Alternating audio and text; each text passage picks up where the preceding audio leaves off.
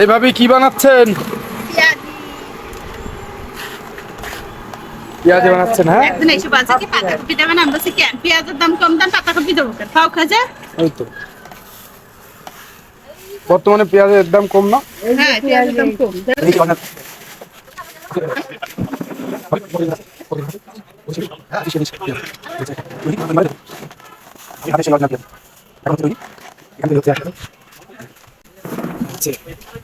কোনো ভুল নেই, ডাইরেক্ট পেঁয়াজ, কাঁচা ঝাল, পেঁয়াজ।